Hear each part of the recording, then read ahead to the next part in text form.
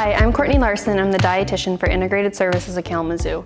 And today I'm going to show you how to make a recipe called Energy Bites from our cookbook, My Culinary Journey Part 2. For our ingredients today, we have 1 cup of quick oats in the cereal aisle. We do have 3 tablespoons ground oats. We have some cinnamon. We have 4 tablespoons of honey.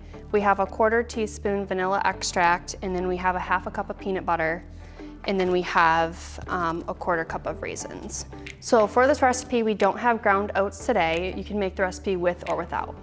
To make ground oats, if you do have a blender, you're going to put 3 tablespoons of oats into your blender, and you're just gonna pulse until they create a fine flour-like powder. If you don't have a blender, no worries. You don't need the ground oats to complete the recipe. So I'm gonna show you today how to not use them.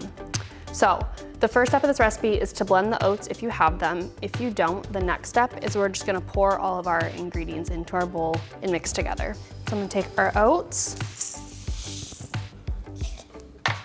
our cinnamon, our vanilla, and then our honey. So this recipe is also great because we have measured ingredients today. You don't necessarily need to measure them out specifically to make this recipe. It's a really easy recipe just to estimate what you need.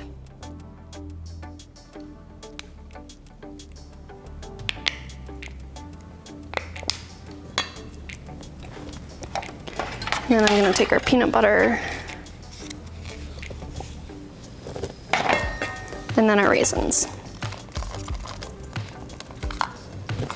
So this is what it'll look like in the bowl, and we're just gonna mix this together until it creates one consistent mixture.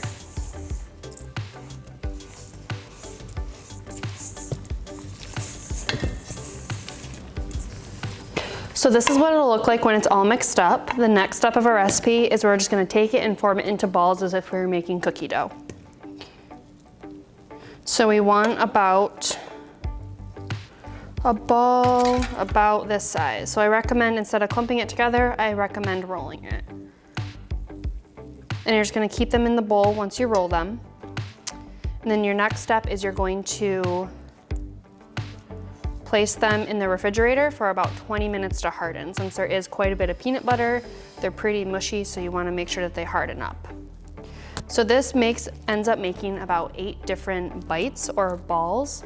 This is a really great recipe that you can double or triple and freeze part of them, refrigerate part of them, and have them in bulk for snacks if you're leaving for an appointment, hungry after dinner, or just need a quick something in the morning to get out the door. And there you go.